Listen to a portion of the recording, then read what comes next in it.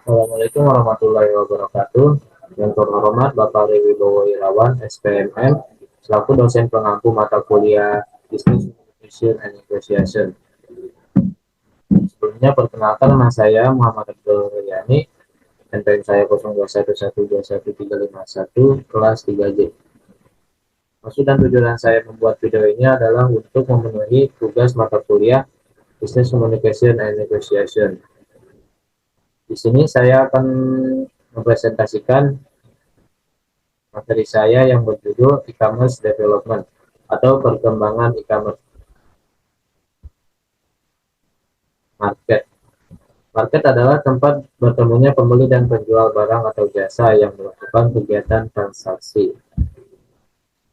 Sebelum adanya internet, untuk berbelanja kebutuhan utama sehari-hari, kebutuhan sekunder hingga tersier, biasanya dilakukan secara langsung dengan bertatap muka, penjual bertemu dengan pembeli, lalu bernegosiasi harga, dan terjadilah transaksi. Seiring berkembangnya kemajuan teknologi dan internet di Indonesia, hal ini sangat mempengaruhi semua sektor. Jika umumnya proses jual beli dilakukan secara offline, baik di pasar, toko, maupun warung, kini transaksi bisa dilakukan melalui internet tanpa bertatap langsung dengan penjual. Pertumbuhan e-commerce dengan didorongnya perkembangan teknologi. Berikut grafik prediksi pengguna e-commerce dari tahun 2017 hingga 2024.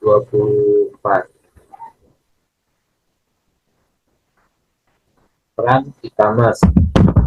Pertama, ada kemudahan komunikasi. Dengan berkembangnya teknologi ini, komunikasi dengan sangat mudah kita dapatkan. Yang kedua, ada kemudahan pemasaran. Memiliki produk dengan segmentasi pasar-pasar tertentu. Pada pasar online, jelas akan sangat memudahkan Anda atau membidik target market seperti memanfaatkan grup atau media sosial lainnya. Yang ketiga, modal minim. Dengan beriklan di situs-situs online jauh lebih murah dibandingkan dengan menggunakan iklan secara offline. Dan terakhir ada efisiensi waktu. Melakukan strategi pemasaran online sangat menguntungkan jika memiliki produk yang pantas untuk dijual serta dapat dengan mudah dikirimkan melalui jasa pengiriman. Sekian video yang saya sampaikan. Kurang lebihnya mohon dimaafkan. Wassalamualaikum warahmatullahi wabarakatuh. Assalamualaikum warahmatullahi wabarakatuh. Halo semuanya, terima kasih kepada Bapak Ari dan teman-teman semua yang telah menyempatkan waktunya untuk menonton video ini. Pertama-tama, perkenalkan nama aku Aisyah Hamidah Ridwan dari kelas 3J Manajemen dengan NPM 0211211352. Pada video kali ini, aku akan membahas sedikit mengenai K-pop. Sebelumnya, aku mau tanya, di sini ada yang tahu K-pop itu apa? Ya, jadi K-pop itu adalah musik populer yang berasal dari Korea Selatan. Mereka ini menawarkan berbagai macam genre musik, di antaranya itu ada hip hop, jazz, rock, dan musik lainnya. Nah, K-pop ini dipopulerkan oleh boy group bernama SeoTaeji Boys pada tahun 1992, di mana boy group ini pula yang membawa udara segar bagi industri musik Korea Selatan yang pada saat itu masih didominasi oleh lagu bergenre ballad. Dan boy group itu memutuskan untuk bubar pada tahun 1996. Nah, perkembangan K-pop dari generasi ke generasi hingga saat ini, K-pop memiliki 4 generasi. Generasi pertama dari tahun 1994 sampai tahun 2002, generasi kedua pada tahun 2003 sampai 2011, generasi ketiga 2012 sampai 2017, dan generasi keempat dari 2018 hingga saat ini. Pada generasi pertama ini, mulai muncul berbagai macam entertainment dan perusahaan yang bertujuan untuk mendebutkan idol-idolnya. Ada 3 entertainment yang saat ini masih berdiri dan semakin besar, yaitu SM Entertainment, JYP Entertainment, dan YG Entertainment. Dan ketiganya ini disebut sebagai Big Three karena menjadi awal besarnya industri K-pop hingga sampai sekarang. Selanjutnya, pada generasi kedua ini, K-pop tidak hanya didengarkan oleh masyarakat Korea Selatan saja, tapi mulai menyebar luas ke negara Jepang hingga Cina. Dipelopori oleh Super Junior, SNSD, SHINee, Big Bang, A-Pink, dan masih banyak lagi.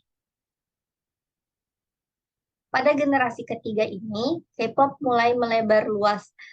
Mereka tidak hanya dikenal di Korea Selatan, Jepang, dan Cina, tapi mulai dikenal secara internasional. Yang dimana banyak sekali boy group dan girl group yang sangat multi talent, dan generasi ketiga ini disebut sebagai generasi emas di antara generasi-generasi yang sudah ada di K-pop ini sendiri. Itu ada BTS, EXO, Seventeen, Daisy, Twice, Blackpink, Red Velvet, GFriend, dan masih banyak lagi.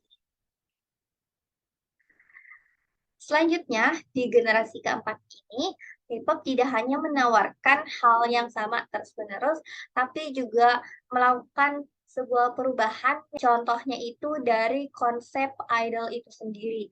Mereka mulai mengeluarkan konsep yang baru dan unik untuk wajah baru industri K-pop. Itu ada New Jeans, Treasure, ITZY, ENHYPEN, TXT, Stray Kids, dan masih banyak lagi. Mungkin itu yang bisa saya sampaikan mengenai K-pop. Kurang lebihnya mohon maaf. Wassalamualaikum warahmatullahi wabarakatuh. Assalamualaikum warahmatullahi wabarakatuh. Sebelumnya, saya ucapkan terima kasih kepada Bapak Ari Wibowo dan teman-teman yang telah menyempatkan waktunya untuk menonton video saya kali ini. Perkenalkan, saya Muhammad Al-Jabari Nurul Fajri. Saya di sini akan menjelaskan tentang perkembangan mobil. Sebelumnya, saya ingin bertanya, tipe mobil model apakah yang kalian gunakan? Mobil adalah kendaraan beroda 4 atau lebih yang membawa mesin sendiri, sedangkan pengoperasian mobil disebut menyetir. Sejarah mobil. Pada Januari 1882, ketika sebuah mesin berbahan bakar solar mulai diperkenalkan dan kemudian banyak digunakan masyarakat. Perkembangan awal dekade mobil. Pada tahun 1900, mobil sederhana yang diciptakan sudah mengalami evolusi. Tahun 1920 mulai diperkenalkan radio mobil sehingga pengemudi tidak bosan jika mengendarai mobil sendiri. 1960 mobil dengan desain yang kompak dan fungsional. 1970 sisi keamanan penumpang mulai diperkenalkan, yaitu dengan sabuk pengaman. 1980 dan 1990 merek-merek Jepang seperti Honda dan Toyota sudah menembus pasar Amerika Serikat. Tahun 2000, mobil sudah diproduksi dengan berbahan dasar hidrogen yang ramah lingkungan. Rencana perkembangan mobil. Pertama di sini ada autonomous car, yaitu kendaraan mobil yang mampu membawa penumpangnya tanpa harus dikemudikan oleh supir. Yang kedua ada mobil terbang. Ya, mobil terbang seperti dalam film fantasi. Mobil ini bisa berjalan di jalan biasa dan di udara. Penggunanya pun memerlukan sertifikasi pilot untuk menjamin keselamatan operasional mobil terbang ini. Cukup sekian dari saya. Kurang lebihnya mohon maaf. Assalamualaikum warahmatullahi wabarakatuh. Assalamualaikum warahmatullahi wabarakatuh. Yang terhormat Bapak Ari Wibowo Irawan, SPMM, selaku dosen pengampu dari mata kuliah Business Communication and Negotiation. Dan terima kasih kepada Bapak Ari dan teman-teman semuanya karena sudah menonton video saya. Kata orang, tak kenal maka tak sayang, maka dari itu perkenalkan saya Siti Saumi Utari dari kelas 3J Manajemen dengan NPM 021121354. Maksud dan tujuan saya dalam video kali ini adalah saya akan memaparkan tentang kesehatan mental atau mental health. Sebelum itu, Pasti kalian punya kan teman cerita atau teman untuk mendengarkan keluh kesah kalian, karena saya yakin sejomblo-jomblonya kalian, pasti kalian punya teman cerita atau orang terpercaya untuk mendengarkan keluh kesah kalian. Karena sejujurnya, saya shock mendengar berita bahwa mahasiswa UGM loncat dari gedung hotel lantai 11 di Yogyakarta, yang dimana polisi menemukan rekam medis bahwa beliau terkena psikologisnya. Berkaca dari kesehatan mental, pada zaman dahulu, orang selalu menganggap kalau misalnya ada orang yang kadang suka tiba-tiba murung sendiri, atau kadang orang yang suka tiba-tiba nangis, atau yang ngelamun, itu tuh pasti selalu disangkanya kalau dia itu orang gila. Padahal sebenarnya orang-orang yang kayak gitu tuh orang yang terkena mental disorder. Nah, orang yang terkena mental disorder itu tuh belum tentu kalau dia itu orang gila. Karena mungkin dulu minim adanya informasi dan minim adanya psikolog dan psikiater yang menjelaskan kepada kita semua atau kepada masyarakat tentang kesehatan mental. Dan mungkin sekarang beberapa orang atau bahkan beberapa dari kita sudah mulai paham atau sudah mulai memahami tentang kesehatan mental dan betapa pentingnya kita untuk menjaga kesehatan mental itu, dan sudah mulai memahami bahwa orang-orang yang punya mental disorder itu belum tentu kalau dia itu orang gila. Nah, mungkin ke depannya dengan perkembangan zaman dan luasnya informasi dan ilmu tentang kesehatan mental, dan lebih banyaknya lagi lulusan-lulusan psikolog dan psikiater yang mungkin akan mewajibkan kita untuk cek kesehatan mental kita secara rutin, agar kita juga lebih memiliki banyak ilmu tentang kesehatan mental. Oke. Nah, selanjutnya karena kenapa masalah kesehatan yang penting diperhatikan oleh masyarakat adalah mental disorder, karena mental disorder itu benar-benar penting bagi kesehatan kita kan. Selanjutnya, nah ini merupakan indikasi-indikasi dari orang-orang yang mungkin terkena atau punya mental disorder.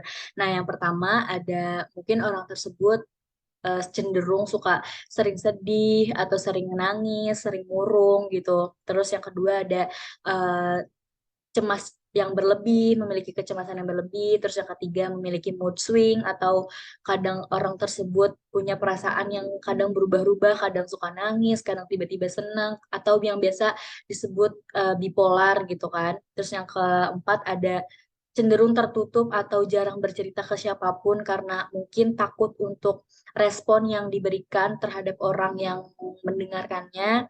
Jadi dia cenderung untuk lebih tertutup dan tidak berbicara kepada siapapun. Terus yang kelima ada cepat marah, dan yang keenam ada cenderung sering ketakutan. Nah, selanjutnya saya pernah baca di Twitter kalau kata dokter kejiwaan atau kata psikiatris, orang yang ingin bunuh diri itu sebenarnya bukan ingin mati, tetapi mereka ingin menghilangkan beban yang sedang mereka hadapi. Kenapa? Karena saya yakin orang-orang yang ingin bunuh diri itu di pikirannya pasti selalu ingin bunuh diri, mati, mati gitu. Jadi mereka tuh ingin cepat-cepat menghilangkan beban atau masalah yang sedang mereka hadapi gitu. Oke, kenapa? Maka dari itu kenapa kita penting banget untuk punya teman atau untuk bercerita kepada siapapun atau orang yang kita percaya untuk mendengarkan keluh kesah kita, setidaknya hanya mendengarkan atau tidak untuk memberi saran gitu. Dan betapa pentingnya kita juga untuk cek kesehatan mental kita ke psikolog atau ke psikiater, dan cek track record kita tentang kesehatan mental kita itu baik atau buruk. Nah, selanjutnya ada treatment-treatment bagi orang yang terkena atau orang yang punya mental disorder. Yang pertama itu obat-obatan. Nah, obat-obatan itu tuh pastinya harus sesuai dengan resep atau anjuran dokter, sesuai dengan penyakit yang dialaminya. Dan yang kedua, psikoterapi. Psikoterapi juga awal penyembuhan untuk orang-orang yang mungkin terkena mental disorder. Nah, selanjutnya ada kata David Satcher, tidak ada kesehatan tanpa kesehatan mental. Kenapa? Karena kesehatan mental sangat berpengaruh dalam kesejahteraan hidup kita, baik secara fisik maupun sosial. Oke, mungkin sekian penjelasan dan pemaparan dari saya tentang kesehatan mental. Kurang dan lebihnya mohon dimaafkan. Terima kasih. Wassalamualaikum warahmatullahi wabarakatuh.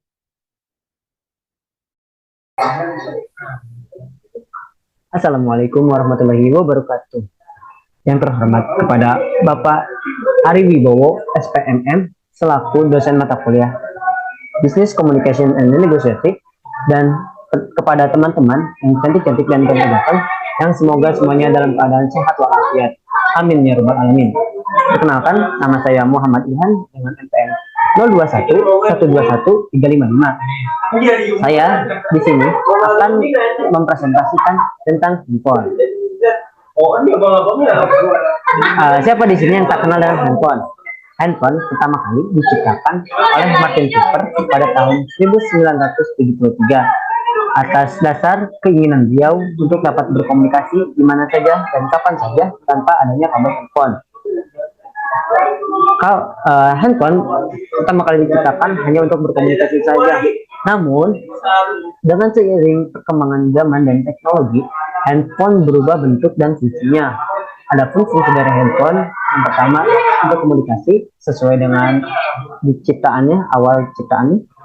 Lalu adanya bisa dengan belajar, mencari informasi, belanja, bermain sosial media, menonton film, bahkan hingga bermain video game. Lalu bagaimana sih perkembangan bentuk handphone dari masa ke masa?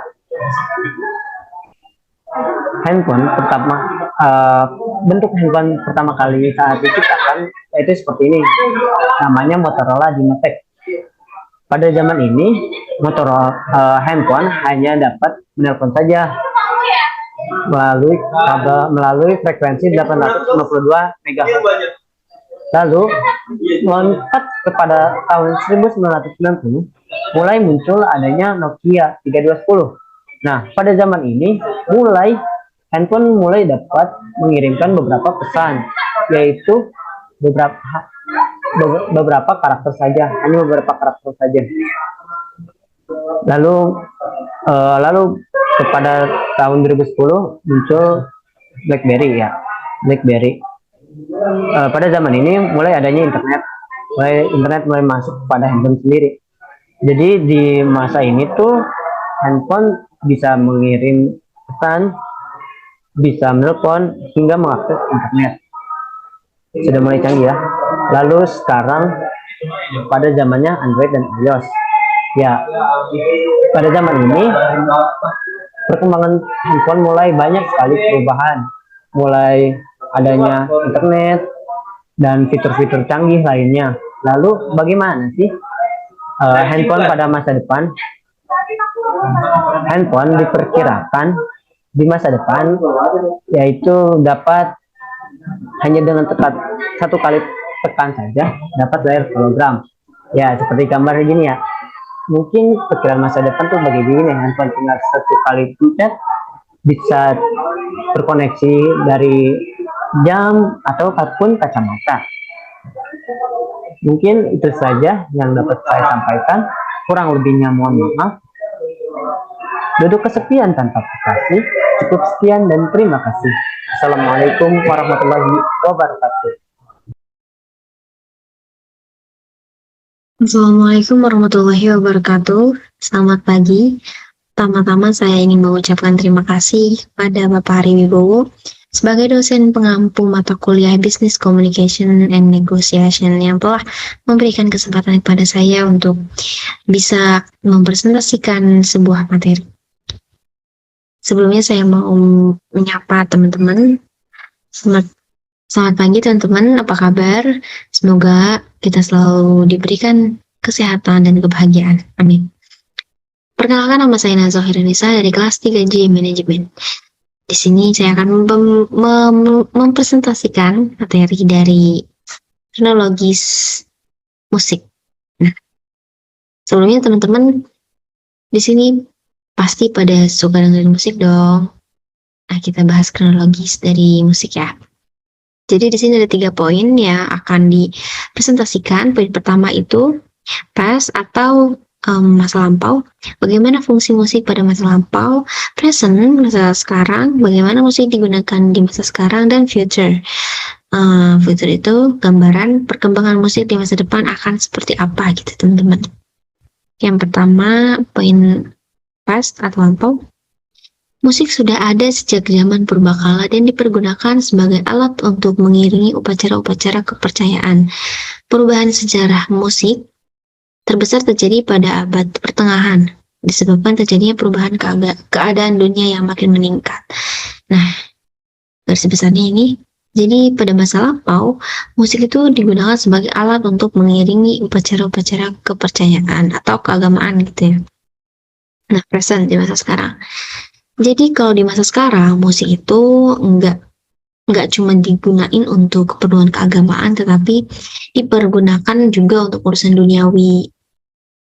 Nah, ini ada gambaran kapan orang ketika akan mendengarkan musik, lebih banyak itu ketika orang sedang merasa sedih ya teman-teman. Sedih, galau, down gitu. Ketimbang sama orang yang sedang merasa bahagia. Gitu. Jadi kayak jarang kalau orang yang lagi ngerasa bahagia, mereka bakal ngedengerin musik. Nah, poin ketiga terakhir itu future, gambaran perkembangan musik di masa yang akan datang. Nah, di masa yang akan datang atau di masa depan, musik pasti akan tetap sebagai hiburan, namun dengan genre yang lebih modern, yang mungkin belum tentu bisa dinikmati oleh semua kalangan ya, karena bagaimanapun musik akan berkembang dari segi genre dan pengaplikasian melodinya. Jadi di sini ada kesimpulannya, musik pada masa lampau itu digunakan untuk upacara-upacara keagamaan. Nah, di masa sekarang, musik itu nggak digunain untuk upacara-upacara keagamaan aja, tapi untuk urusan duniawi juga sebagai hiburan. Nah, untuk gambaran di masa depannya, musik pasti akan tetap sebagai hiburan, namun dengan genre yang lebih luas, dengan genre yang lebih modern, dan yang lebih kebarat-baratan sekali gitu teman-teman. Nah, sekian materi presentasi yang saya bawakan, semoga ilmunya bermanfaat dan bisa menambahkan wawasan teman-teman sekalian. Terima kasih, mohon maaf bila ada kesalahan, mohon maaf bila ada kelebihan, kekurangan. Wassalamualaikum warahmatullahi wabarakatuh. Capek.